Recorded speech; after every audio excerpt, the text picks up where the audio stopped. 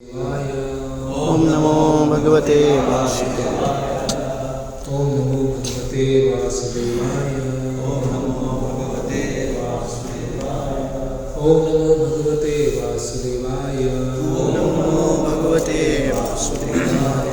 श्रीमद् भागवतम स्कंद तृतीय अध्याय 31 श्लोक क्रमांक 37। तत् सृष्ट सृष्ट सृष्टेषु कहा नु अखंडितम धी पुमान ऋषिम नारायणम ऋते योषितमय्यः इह मायया। तत् शब्दार्थ तत् ब्रह्मा द्वारा सृष्ट सृष्ट सृष्टेषु समस्त उत्पन्न जीवों में से कहा कौन नु निसंदेह अखंडित विपथ न होने वाली धी बुद्धि वाला पुमान पुरुष ऋषिम ऋषि नारायणम नारायण ऋते के अतिरिक्त योषित मैया स्त्री के रूप में यहाँ मायया माया के द्वारा। अनुवाद एवं तात्पर्य कृष्ण कृपा मूर्ति अभय चरणारविंद भक्ति वेदांत स्वामी श्रील प्रभुपाद जी द्वारा। अनुवाद ब्रह्मा द्वारा उत्पन्न समस्त जीवों अर्थात मनुष्य देवता तथा पशु में से ऋषि नारायण के अतिरिक्त अन्य कोई ऐसा नहीं है जो स्त्री रूपी माया के आकर्षण के प्रति निश्चेष्ट हो। तात्पर्य आदि जीव स्वयं ब्रह्मा है जिनसे मरीचि जैसे ऋषि उत्पन्न हुए। मरीचि से कश्यप मुनि तथा अन्य और कश्यप मुनि तथा मनुओं ने विभिन्न देवताओं तथा मनुष्यों को उत्पन्न किया, किंतु इनमें से ऐसा कोई नहीं है जो स्त्री रूपी माया के जादू से मोहित न होता हो। समग्र संसार में ब्रह्मा से लेकर एक क्षुद्र चींटी तक सभी विषयी जीवन के प्रति आकर्षित होते हैं। इस भौतिक जगत का यह मूल सिद्धांत है। अपनी पुत्री द्वारा ब्रह्मा का मोहित होना ज्वलंत उदाहरण है कि स्त्री के प्रति कामासक्ति से कोई भी नहीं बच पाता। अतः माया की सबसे आश्चर्यजनक सृष्टि स्त्री है जो बद्ध जीव को बंधन में रखती है। ओम अज्ञानतिमिरन्धस्य ज्ञानंजनं शलाकया चक्षुरुन्मीलितं येन तस्मै श्रीगुरुवे नमः। श्रीचैतन्यमनोभीष्टं स्थापितं येन भूतले स्वयं रूप कदा मह्यं ददाति स्वापदान्तिकं। वन्देऽहं श्रीगुरो श्रीयुतपदकमलं श्रीगुरुन् वैष्णवांश श्रीरूपं साग्रजातं सहगण रघुनाथान्वितं सजीवं साद्वैतं सावधूतं परिजनसहितं कृष्णचैतन्यदेवं श्री राधा कृष्ण पादान सहगण ललिता श्री विशाखान्वितांश्च। नमः ओं विष्णुपादाय कृष्णपृष्ठाय भूतले श्रीमते भक्तिवेदांत स्वामीति नाम्ने। नमस्ते सारस्वते देवे गौरवाणी प्रचारणे निर्विशेष शून्यवादी पाश्चात्य देशे तारणे। जय श्री कृष्ण चैतन्य प्रभु नित्यानंद श्री अद्वैत गदाधर शिवासादि गौर भक्त वृंद। हरे कृष्णा कृष्णा कृष्णा हरे हरे, हरे राम राम राम हरे हरे। हरे कृष्णा। तो यहाँ पर हम कुछ दिनों से चर्चा कर रहे हैं कि संसार में बंधन का जो सबसे मजबूत जो कारण है, सबसे मजबूत जो जंजीर है, सलाखें हैं, वो क्या है? स्त्री पुरुष आकर्षण, है ना। और इस विषय में बार बार चर्चा इसीलिए की जा रही है क्योंकि ये हमारी कई जन्मों से हमारी बीमारी है। है ना। जब से इस भौतिक जगत में आए हैं तो भोग करने की इच्छा लेके आए हैं, इच्छा द्वेष समुत्थेन द्वंद्व मोहेन भारत। तो जब हम स्त्री पुरुष आकर्षण के बारे में चर्चा करते हैं तो इसमें ये सम्मिलित है कि किसी भी तरह की भौतिक इच्छा जो भगवान से स्वतंत्र होकर भोग करने की इच्छा है वो सब काम इच्छाओं में आ जाती है ना। आत्मेंद्रिय प्रीति वांछा तारे बोली काम, कृष्णेंद्रिय प्रीति इच्छा धरे प्रेम नाम। कि स्वयं की इंद्रियों को संतुष्ट करना वो काम है और कृष्ण की इंद्रियों की संतुष्टि के लिए कार्य करना वो प्रेम है। इस भौतिक जगत में कोई प्रेम जैसा नहीं है ना। लोग प्रेम ढूंढते हैं, है ना।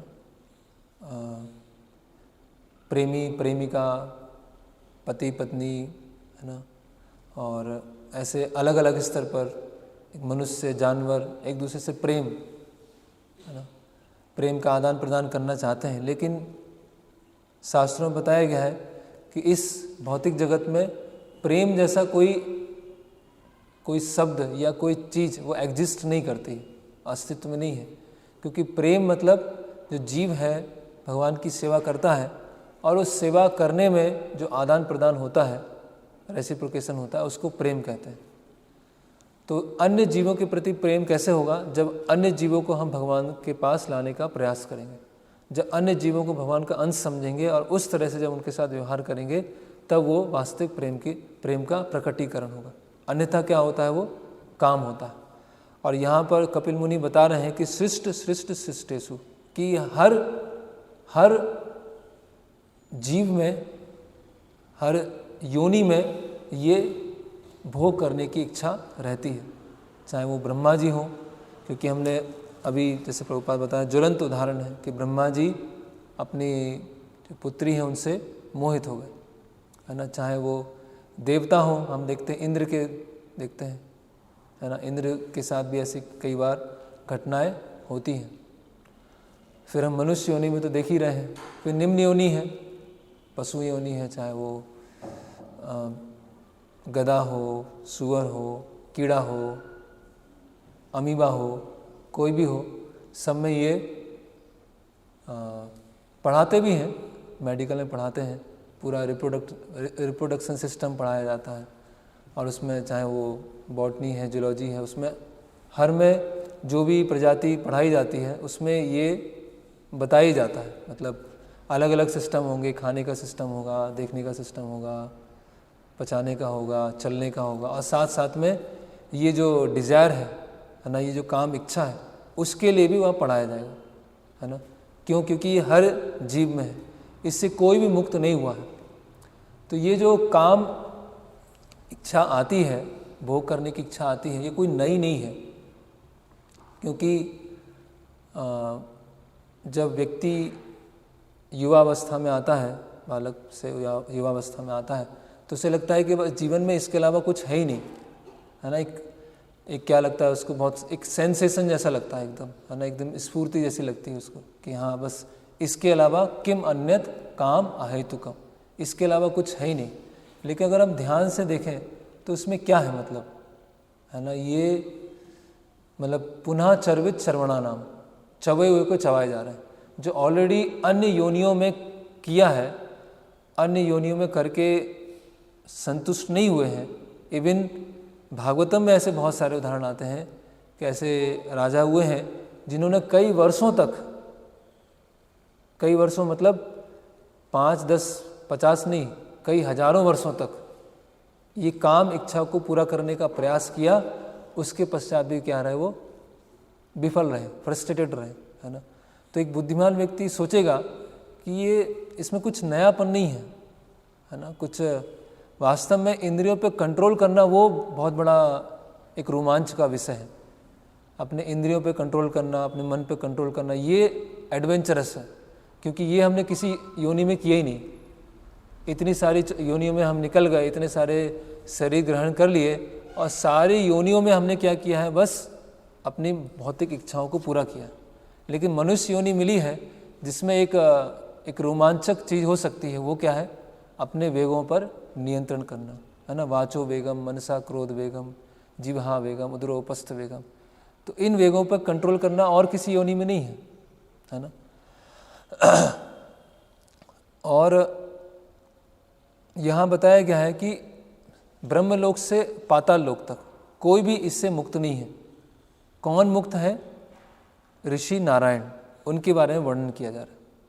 मतलब पूर्ण पुरुषोत्तम भगवान वो मुक्त है और उनके जो आश्रम में है वो मुक्त हो सकते हैं, उसके अलावा और कोई मुक्त नहीं है ना।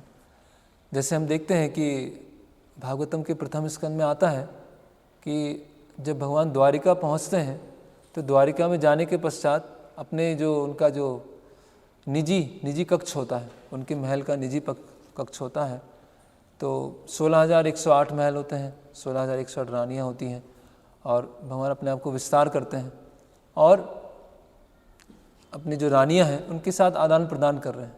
तो वहाँ पर जो सूत गोस्वामी हैं वो वहाँ पर वर्णन कर रहे हैं कि जो वहाँ द्वारिका की जो रानियाँ हैं उनकी सुंदरता से, है ना, उनके दृष्टिपात से, उनके हंसने से जो क्यूपिड है, कामदेव है, वो भी अपने जो बाण है, धनुष बाण को छोड़ देंगे, है ना। और जो शिव जी हैं, है ना, वो भी उनका जो संयम है वो चला जाएगा, है ना। तो इस तरह से जो द्वारिका की जो रानियाँ हैं उनकी जो सुंदरता है, लेकिन जो कृष्ण है ना, वो इस जो क्या बोलते हैं फेमिनाइन ब्यूटी, उससे कोई आकर्षित नहीं है ना, उससे कोई मोहित नहीं है ना। भगवान का एक नाम क्या है? आत्माराम। भगवान को आनंद के लिए बाहर से किसी चीज़ की ज़रूरत नहीं है। तो वहाँ प्रभुपाद जी तात्पर्य में लिखते हैं कि जो द्वारिका की रानियाँ हैं वो अपने जो स्त्री की तरह व्यवहार है उससे भगवान को आकर्षित नहीं कर पा रही हैं।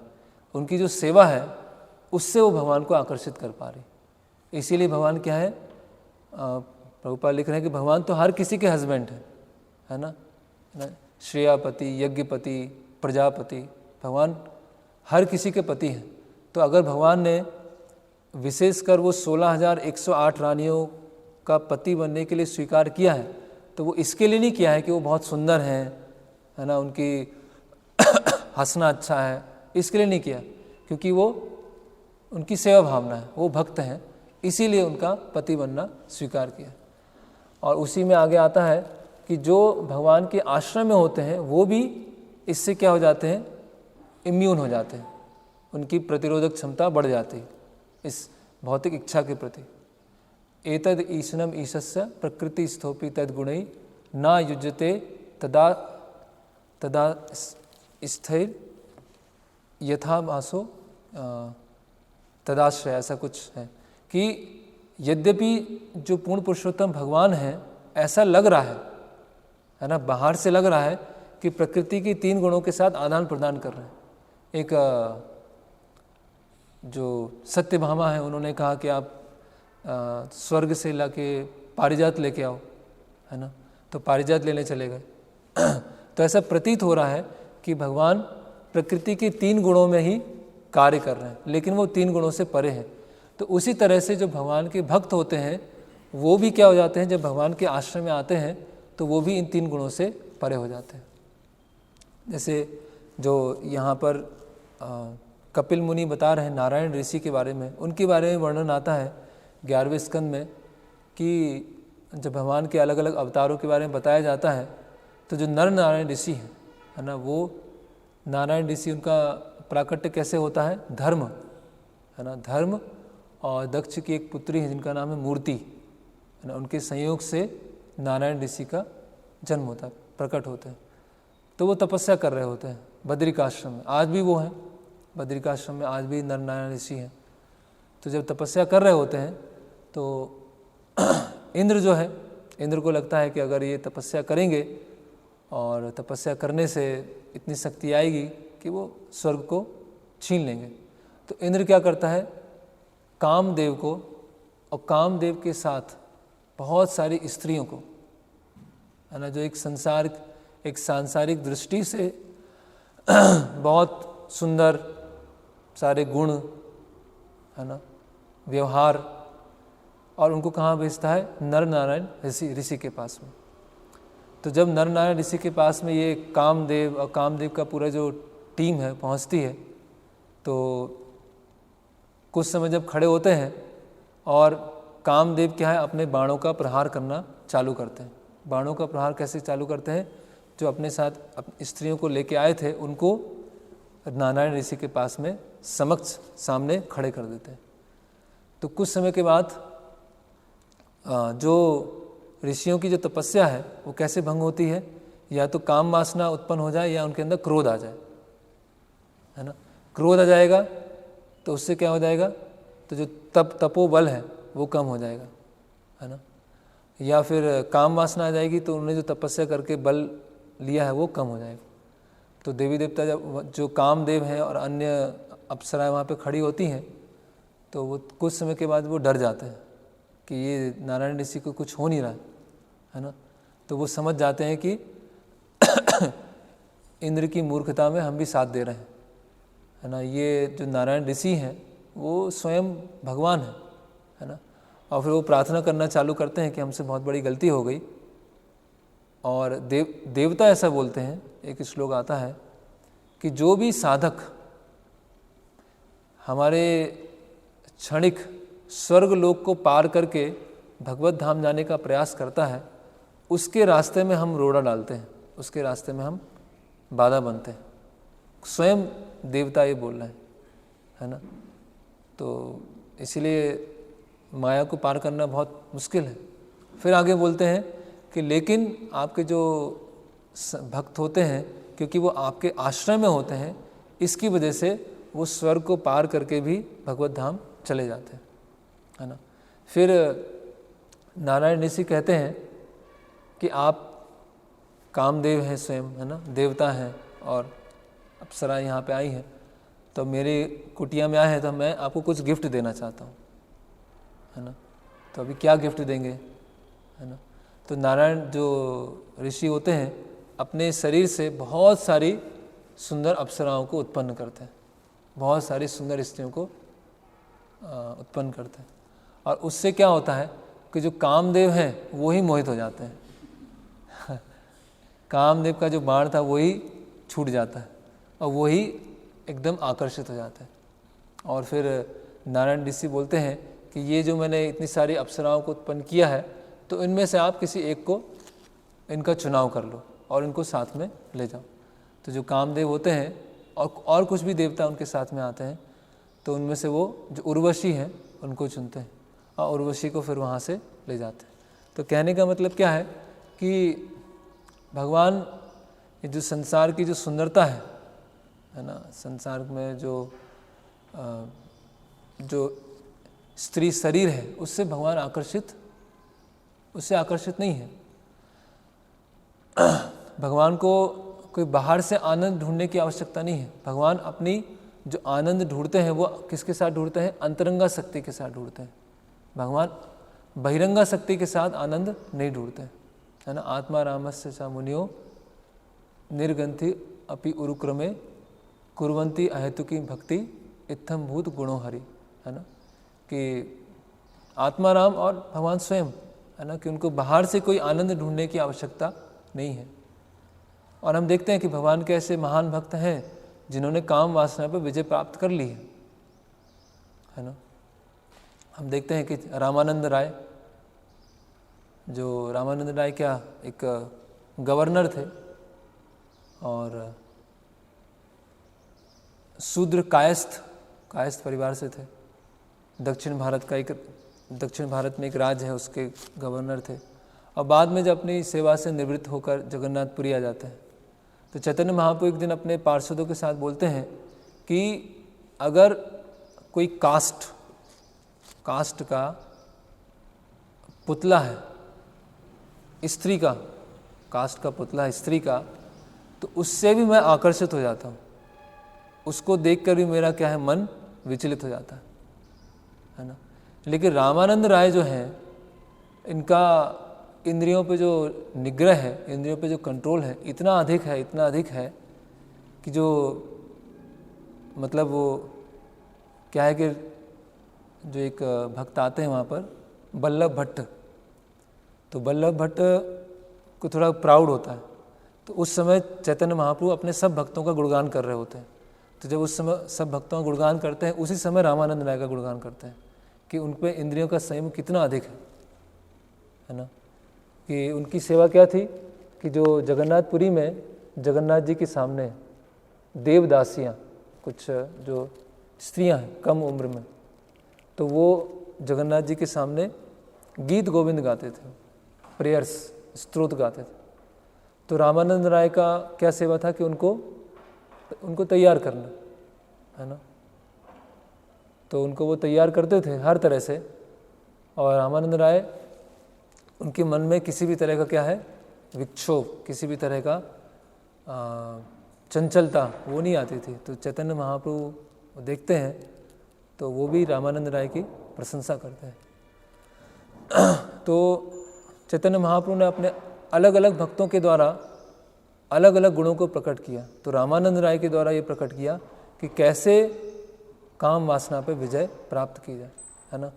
चैतन्य महाप्रभु स्वयं बोल रहे हैं कि जो कास्ट की जो वो है ना, कास्ट का जो पुतली है, उससे मेरा मन विचलित हुआ था, है ना। तो कहने का मतलब क्या है कि ये जो हम भक्ति में आए हैं, तो मतलब ये इससे बचना, है ना, ये हर किसी साधक के लिए, चाहे वो पुरुष हो या स्त्री हो, ये जो इंद्रिय भोग से बचना, है ना, वो बहुत बहुत ज़रूरी। उसमें हम ढिलाई नहीं बरत सकते, है ना, उसमें हम लाइट नहीं ले सकते, है ना। क्योंकि अगर हमने असावधानी रखी, सावधानी नहीं ली, तो क्या हो जाएगा, एक्सीडेंट हो जाएगा, है ना, पतन हो जाएगा। और पतन ऐसे ही होता है, पतन जरूरी नहीं कि पतन एकदम ग्रॉस तरीके से हो, ग्रॉस तरीके से भी होता है, लेकिन पतन कैसे होता है, उसकी अलग अलग कारण है जिसकी वजह से वो स्थिति कहाँ तक पहुँच जाती है कि वो स्थूल रूप से पतन हो जाता है ना। जैसे कुछ हमने कारण कल डिस्कस किए थे, कुछ और कारण है, जैसे एक कारण है इंडिपेंडेंट मेंटेलिटी, इंडिपेंडेंट बिहेवियर, है ना। तो इसके बारे में भगवद गीता में बताया गया है, या शास्त्र विधिम उत्सृजेत वर्तते काम कारता। तो काम कारता को प्रभुपाद ने क्या ट्रांसलेट किया है, विम्सिकल बिहेवियर। विम्सिकल बिहेवियर मतलब इंडिपेंडेंट मेंटेलिटी, स्वतंत्र मानसिकता। न स सिद्धिम अवापनोति ना सुखम ना पराम गतिम। ना उसको सिद्धि प्राप्त होगी, ना सुख प्राप्त होगा, ना उसको परम गति आध्यात्मिक जगत प्राप्त होगा, जो अपनी मनमानी कर रहा है। तो अगर इंडिपेंडेंट बिहेवियर होगा, स्वतंत्र मानसिकता होगी, क्योंकि यही तो हमारी बीमारी है ना, कि हम किसी के हम इंद्रियों को कंट्रोल करना चाहते हैं, वो भी कैसे, अपने तरीके से। यस, इंद्रिय निग्रह भी करना है, लेकिन अल्टीमेटली इंद्रिय निग्रह कैसे होगा, जब हम गुरु है और कृष्ण है उनकी कृपा पर निर्भर होंगे, है ना। इसीलिए ऐसा बताया जाता है कि एक परम पूज्य भक्ति विकास महाराज साहब बता रहे थे कि एक के शिष्य थे, ब्रह्मचारी शिष्य थे, तो उनको कुछ लक्ष्मी मिलता है कहीं से, या घर से मिलता है या किसी दूसरी जगह से, जिस लक्ष्मी की उनको आवश्यकता नहीं थी। तो पूछते हैं कि हम मुझको ये लक्ष्मी मिला है तो उसको क्या करें। तो महाराज बताते हैं कि एक ब्रह्मचारी है, उनको जिस लक्ष्मी का कोई उपयोग नहीं है, सेवा में कोई उपयोग नहीं है, उसको रखने का कोई अर्थ नहीं बनता है। क्यों? क्योंकि अगर वो लक्ष्मी रखेंगे तो उससे एक स्वतंत्र मानसिकता आएगी, उससे हम एक दूसरा एक सुरक्षा देख रहे हैं, है ना, कि अगर हमारे पास लक्ष्मी है, अगर कुछ आगे चल के समस्या आती है तो मेरे लिए वो है, वो प्रोटेक्शन देगा। तो ये जो स्वतंत्र मानसिकता है ना, स्वतंत्र तरीके से कार्य करना, स्वतंत्र तरीके से कुछ भी, अगर हम भक्ति योग भी स्वतंत्र तरीके से करना चाह रहे हैं, इंडिपेंडेंट मेंटेलिटी है, तो वो क्या होगा, वो डेंजरस हो जाएगा, है ना। और धीरे धीरे ऐसा होता है कि धीरे धीरे क्या होता है कि फिर भक्तों के बीच में, है ना, फिर इस जो भक्त हैं, भक्तिन हैं, उनमें आदान प्रदान होता है, और धीरे धीरे धीरे क्या हो जाता है, एक दिन एक्सीडेंट हो जाता है। अभी एक्सीडेंट का कारण वो नहीं था कि कुछ आकर्षण था, एक्सीडेंट का कारण क्या था, हमारे स्वतंत्र मेंटेलिटी, क्योंकि हम कामकारता वर्तते कामकारता, अपनी इच्छा से भक्ति योग करना चाहते हैं। और जब अपने तरीके से अपनी इच्छा से भक्ति योग करना चाहेंगे तो हमारी भोग करने की इच्छा है ही, और फिर भोग करने की इच्छा वो अपना ट्रैक बनाती जाएगी बनाती जाएगी बनाती जाएगी, और फिर हमको कहाँ ला देगी, ऐसी स्थिति पे कि हम कहीं ना कहीं हमारा उसमें पतन हो जाएगा। तो इसीलिए बहुत महत्वपूर्ण है कि ये हम स्वतंत्र मानसिकता से बचें। दूसरा, पूजा लाभ प्रतिष्ठा। पूजा लाभ प्रतिष्ठा भी क्या है, एक सूक्ष्म सुख है ना। और अगर पूजा लाभ प्रतिष्ठा मिल रही है और कोई हमारा बढ़ाई कर रहा है ना, कोई हमारी प्रशंसा कर रहा है, और हम समझ रहे हैं कि हाँ हम अच्छी सेवा कर रहे हैं या हमारे अंदर गुण हैं, और फिर कुछ समय के बाद वो प्रेज़ मिलना बंद हो गया, कुछ समय के बाद वो बढ़ाई मिलना बंद कर दी, तो उसकी वजह से क्या हो गया, हमारा सेवा करने का जो उत्साह है वो भी चला गया, है ना। तो पूजा लाभ प्रतिष्ठा हमको जो मिली है वो इतनी मिलती गई मिलती गई मिलती गई मिलती गई, और हमने सावधानी नहीं रखी, और एक दिन ऐसा हुआ कि वो क्या हो गया, विस्फोट हो गया, कि हम उस पूजा लाभ प्रतिष्ठा को क्या कहें, हैंडल नहीं कर पाए, उसको हम डाइजेस्ट नहीं कर पाए। और ऐसा होता है, ऐसे जो भक्ति में कई साल बीत गए हैं और अच्छी तरह से प्रगति कर रहे हैं, तो अच्छी तरह से प्रगति करेंगे तो सबको तो दिख ही जाएगा, सब उसको अनुभव कर पाएंगे कि अच्छे भक्त हैं, एडवांस हैं, सर्विस एटीट्यूड सही है, तो पूजा लाभ प्रतिष्ठा मिलेगी। और पूजा लाभ प्रतिष्ठा जब मिली और उसको हमने ये नहीं समझा कि ये हमारी गुरु की कृपा की वजह से मिल रही है, क्योंकि हम गुरु से जुड़े हुए हैं, गुरु शिष्य परंपरा से जुड़े हुए हैं, इसीलिए हमको मिल रहा है, और फिर उसमें हमने असावधानी रखी और फिर क्या हो गया, हमारा पतन हो जाएगा, और फिर हम ऐसी सेवा नहीं कर पाएंगे जिसमें पूजा लाभ प्रतिष्ठा नहीं मिल रही। केवल वही सेवा हम करेंगे जहाँ पूजा लाभ प्रतिष्ठा मिलेगी। तो ये सूक्ष्म इंद्रिय भोग होता है। और दूसरा एक ये भी होता है कि पतन का कारण ये होता है कि हमारा कोई भक्तों के साथ गहरा आदान प्रदान नहीं है, कोई डीप कृष्ण भावना भावित रिलेशनशिप नहीं है ना। अपने आप को हम भक्ति में हैं लेकिन हमारे कोई मित्र नहीं है, या ऐसा कोई नहीं जिनके सामने अपना हम हृदय व्यक्त कर सकें। जैसे कोई पेशेंट है, बीमार है, तो सोच रहा है डॉक्टर के पास जाऊंगा तो पता नहीं डॉक्टर को बुरा लग जाएगा, या डॉक्टर के पास कैसे बोलूँगा, ये तो मुझे तो बहुत शर्म आ रही है, ये तो नहीं हो सकता। तो ठीक है, रहो बीमार, फिर धीरे धीरे क्या हो जाएगी, बीमार बढ़ती जाएगी बढ़ती जाएगी बढ़ती जाएगी, और एक दिन क्या होगा, बीमारी असाध्य हो जाएगी, उसको ट्रीट नहीं कर सकते, है ना। तो उसी तरह से भक्तों के बीच में एक अच्छे कृष्ण भावना भावित संबंध होना वो बहुत ही ज़रूरी है ना। अगर हम भक्ति में ऐसा अनुभव कर रहे हैं कि हमारे कोई मित्र ही नहीं है, हम किसी से आदान प्रदान ही नहीं कर सकते हैं, तो क्या है, हम क्या है, बहुत डेंजरस स्थिति में। और ये दोनों स्तर पर है। कुछ भक्त ऐसे होना चाहिए जो हमारे समकक्ष हों, और कुछ भक्त ऐसे होना चाहिए जो हमारे हमसे वरिष्ठ हों, उनके साथ हमारा आदान प्रदान होना चाहिए। नहीं तो जैसे ब्रह्मचारी बुक में लिखते हैं महाराज कि अगर हम इस कृष्ण भावनामृत आंदोलन में एक या दो गहरी मित्रता विकसित कर सकें तो पूरे जीवन भर हम भक्ति के रास्ते पर दृढ़ रह पाएंगे। If somehow other we can establish even 1 or 2 deep friendship within this movement, that will be a great help to keep us fixed on the path throughout our lives. तो हम देखते हैं कि क्योंकि इसका कारण भी क्या है, स्वतंत्र मानसिकता, कि हमारा वो भक्तों के साथ आदान प्रदान नहीं होता है, और कभी कभी हमारा ओवर क्रिटिकल एटीट्यूड हो जाता है ना। आलोचनात्मक, हर चीज़ में आलोचना, हर चीज़ में क्या है गलती, उस चीज़ को ढूंढना।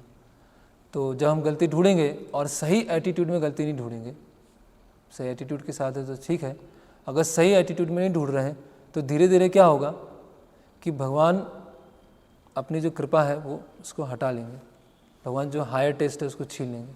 और जैसे ही वो हायर टेस्ट को छीनेंगे, अभी किसी न किसी का संबंध बनाना पड़ेगा, अकेले तो कोई नहीं रह सकता संसार में, अकेले तो जो हिमालय में योगी हैं वो ही रहते हैं, है ना। तो अकेले तो कोई नहीं रह सकता संसार में, है ना। वो तो परमहंस होंगे, वो ही रह सकते हैं, है ना। वो भी किस लिए रहते हैं? असत संग को छोड़ने के लिए, है ना। तो अकेले नहीं रह पाएंगे क्योंकि हमारे मित्रता नहीं है या कोई वरिष्ठ उनके साथ आदान प्रदान नहीं है, तो किसी को ढूंढेंगे किसी को ढूंढेंगे तो फिर क्या होगा? फिर ये पतन हो जाएगा, फिर फॉल डाउन हो जाएगा, है ना। और ये बहुत कॉमन है। जैसे कल हम चर्चा कर रहे थे कि हम कोई ब्रह्मचारी आश्रम में है या सन्यासी हैं और उनके बारे में हम सुनते हैं कि वो आश्रम छोड़ के चले गए, तो उसके हमको क्यों डिस्कस करना चाहिए? उसका हमने अलग अलग पॉइंट्स देखे थे, हम रियलिस्टिक रहें। और आर्मी में ऐसा होता है, तो बहुत सारे कारणों में से कई बार ऐसा होता है कि ज़रूरी नहीं कि वो आश्रम छोड़ के इसलिए गए हैं क्योंकि उनको भौतिक इच्छाएं थी या उनको काम इच्छा सता रही थी, ऐसा नहीं है।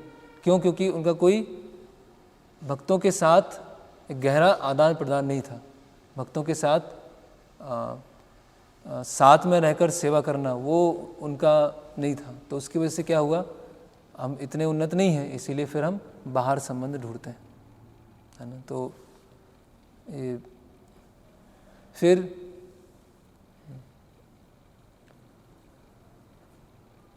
एक और कारण है कि अगर हमारे अंदर संशय आ रहे हैं, उसके कारण भी कभी कभी हमारा पतन हो जाता है। संशय कैसे आते हैं? यही सब हम जब कृष्ण भावनामृत में ऐसी घटनाओं को हम देखते हैं तो हमें लगता है कि पता नहीं ये प्रोसेस क्या है, वो सही है कि नहीं है ना। या कोई फिलोसॉफिकल डाउट आ गया, या ऐसा भी होता है कि जैसे हम जो अपेक्षा लेके आते हैं कि यहाँ पर सब कुछ एकदम बढ़िया होगा, सब कुछ अच्छा होगा, और जब इस मूवमेंट में आते हैं तो हमें कुछ ऐसी चीज़ें दिखती हैं जो भक्तों के समाज में नहीं होना चाहिए। तो वो देख के क्या होता है, हमें लगता है अरे यहाँ तो बस अपनी भक्ति करो, अपने घर पे रहो, बस ज़्यादा मंदिर में इन्वॉल्व होने की ज़रूरत नहीं है, ज़्यादा बहुत सेवा करने की आवश्यकता नहीं है, अपनी भक्ति से मतलब रखो। क्यों?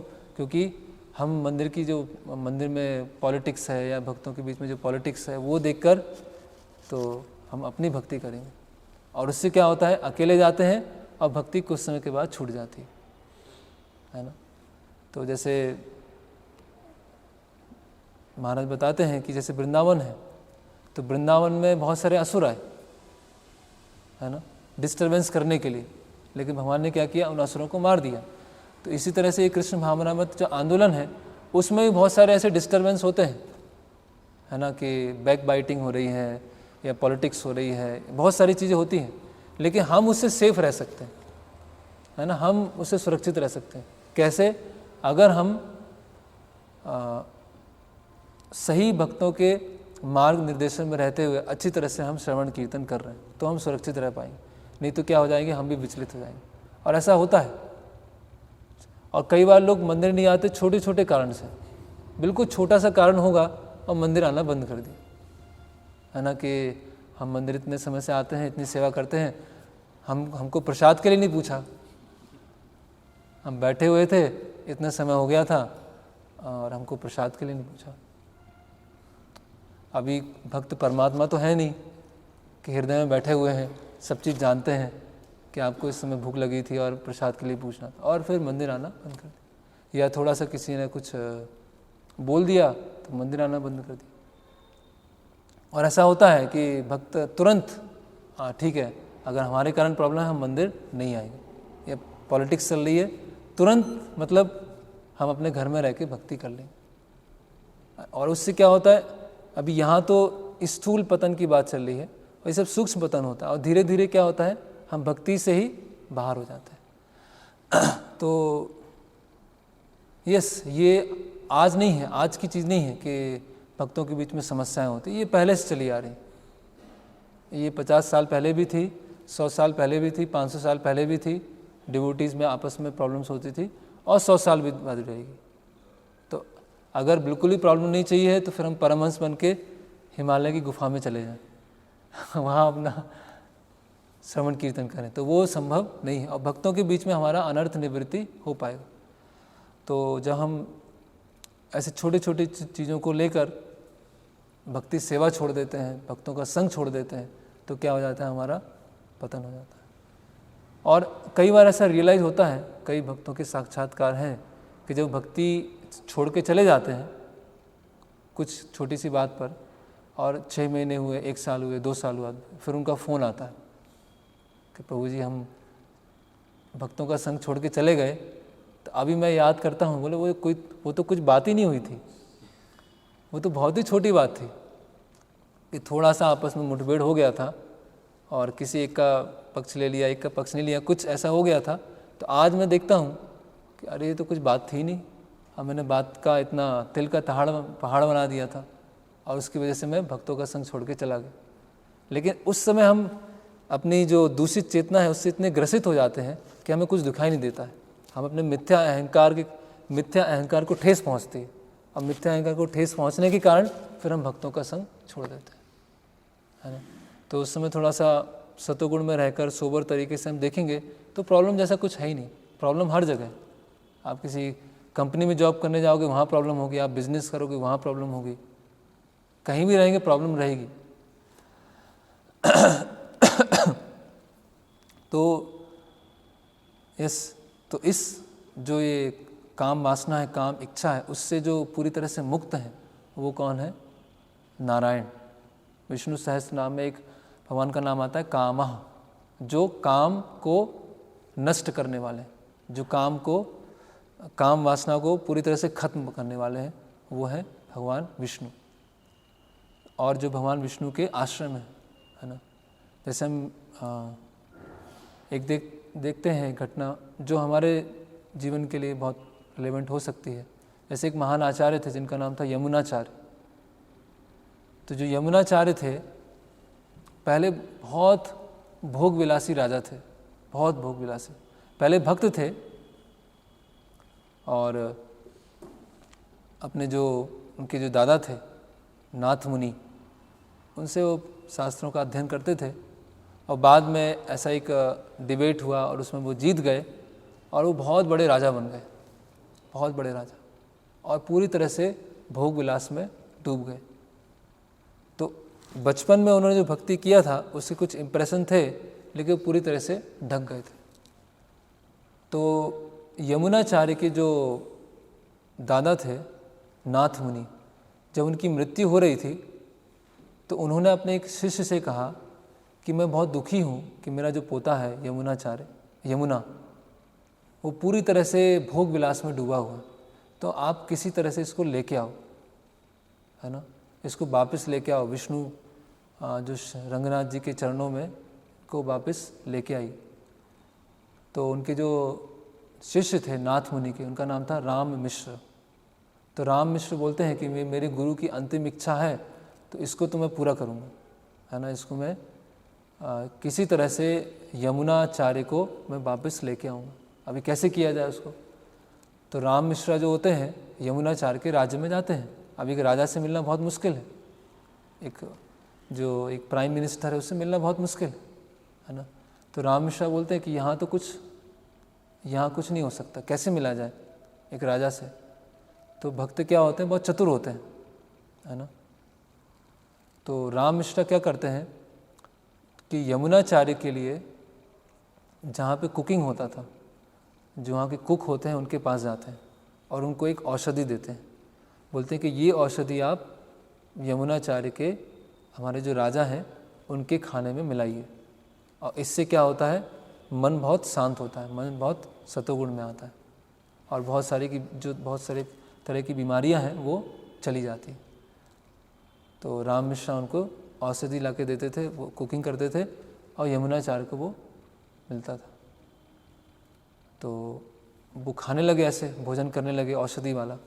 तो धीरे धीरे उनका मन शांत होने लगा, जो भोग की इच्छा थी वो कुछ हद तक कम होने लगी। तो कुछ दिनों के लिए राम मिश्रा मतलब 2-3 महीने आए लगातार, उसके बाद उन्होंने आना बंद कर दिया 2-3 दिन। तो जब 2-3 दिन नहीं आए तो उनको औषधि वाला खाना नहीं मिला, तो उनका मन परेशान होने लगा कि ये क्या हो गया, इतने दिन से मैं भोजन ग्रहण कर रहा था और एकदम मन शांत था, और अभी मुझे औषधि नहीं मिल रही है, तो मतलब ऐसा क्या हो गया इसमें। तो अपने कुक को बुलाते हैं कि क्या हुआ, कैसा खाना बनाया। बोले एक व्यक्ति है वो रोज़ औषधि लेके आता है। अच्छा, बोले उसको बुला के लेके आओ, उससे मुझे मिलना चाहता हूँ। तो अभी राम मिश्रा तो ढूंढ रहे थे कैसे राजा से मिला जाए, तो डायरेक्ट नहीं मिले, तो उन्होंने एक ट्रिक किया। तो यमुनाचार्य ने बोला कि जाओ उनको बुला के लेके आओ।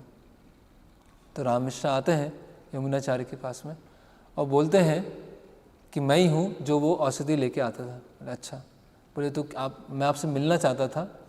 बोले क्या चाहिए आप। बोले कुछ चाहिए नहीं, मैं आपको कुछ देना चाहता हूँ। बोले क्या देना चाहते हैं। बोले मेरे पास एक खजाना है जो आपके दादा हैं वो छोड़ के गए हैं। बोले कहाँ है खजाना। बोले वो बताते हैं कि वो खजाना क्या है, 2 नदियों से घिरा हुआ है। उस खजाने के दोनों तरफ 2 नदियाँ हैं, है ना। और वो खजाना 7 दीवारें हैं, उसके अंदर रखा हुआ है वो खजाना। और उस खजाने की रक्षा एक सांप कर रहा है, सांप के पूरा उसमें है।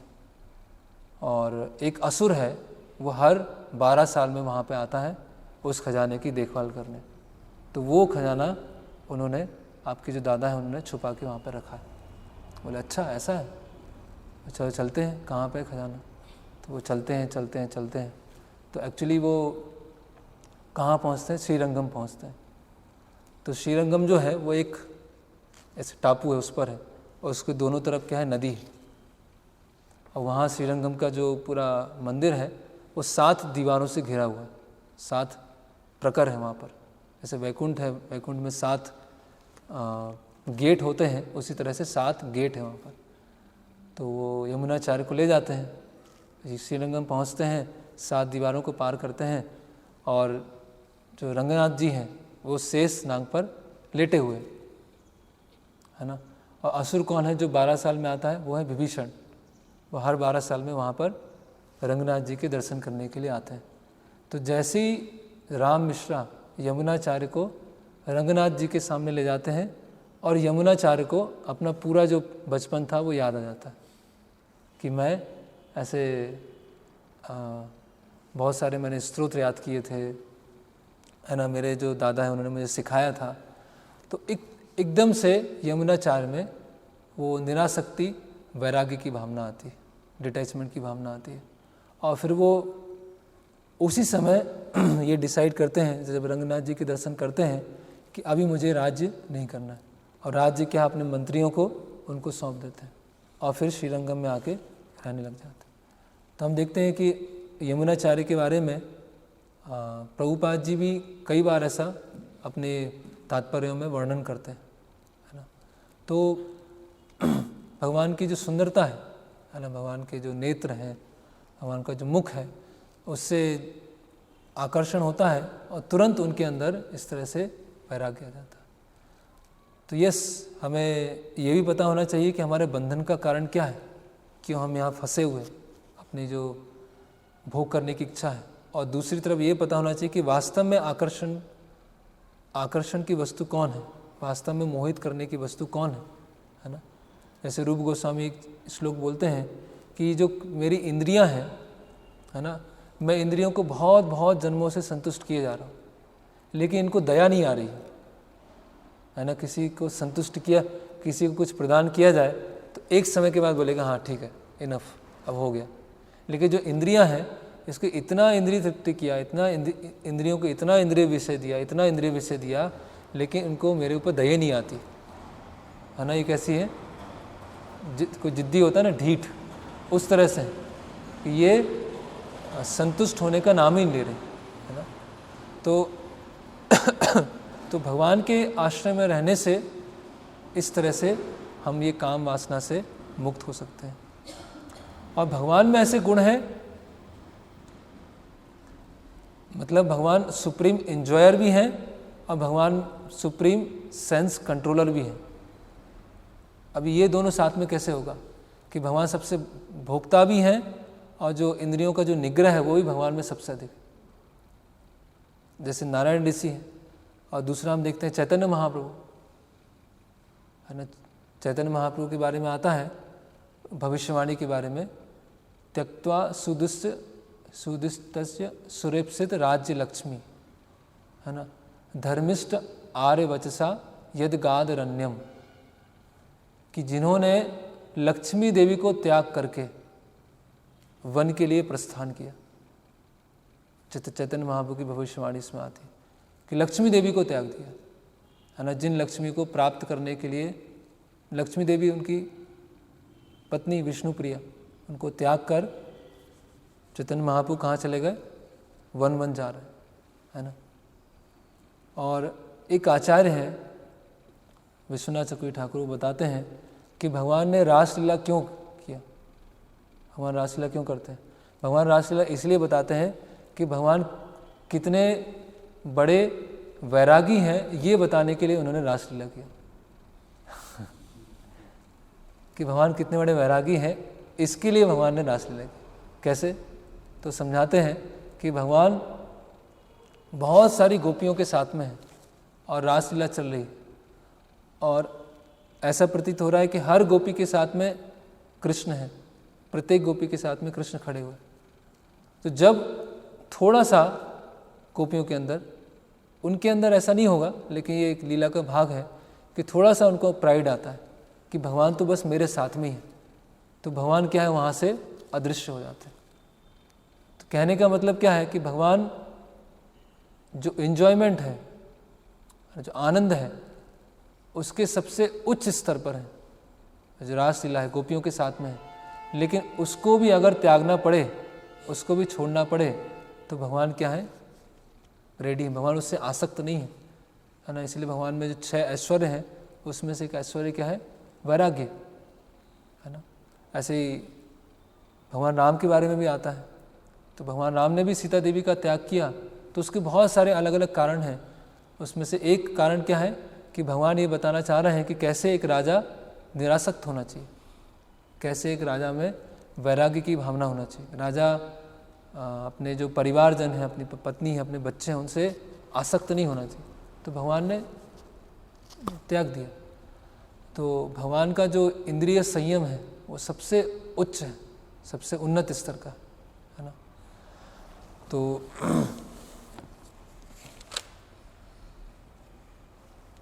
और हम देखते हैं कि जो स्वयं चैतन्य महाप्रभु हैं और अन्य आचार्य हैं, भगवान की ये जो लीलाएं हैं गोपियों के साथ जो आदान प्रदान है उसका गुणगान करते हैं।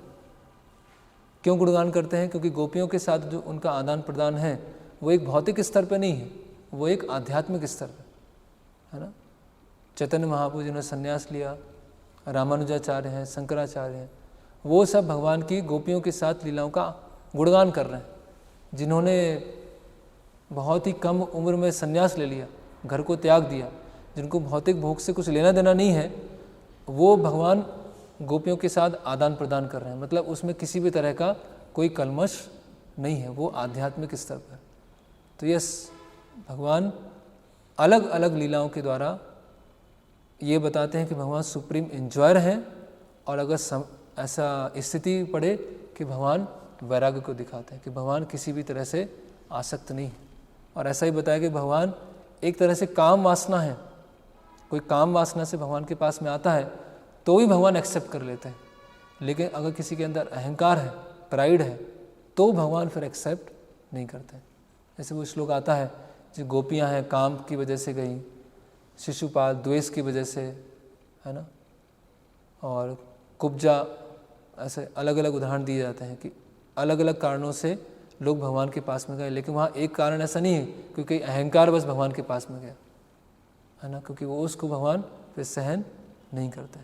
तो भगवान ऐसा अपना सुप्रीम रिनंसिएशन, परम वैरागी, है वो इस गुण को बताते हैं।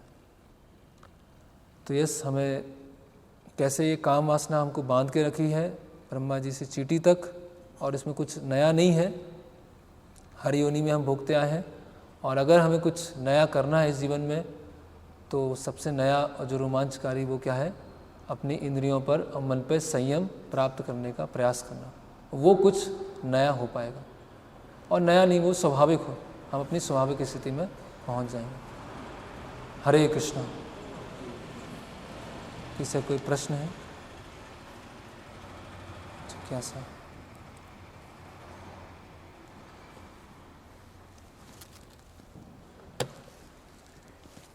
हरे कृष्णा। श्रील प्रभुपाद की, श्रीमद् भागवतम की जय।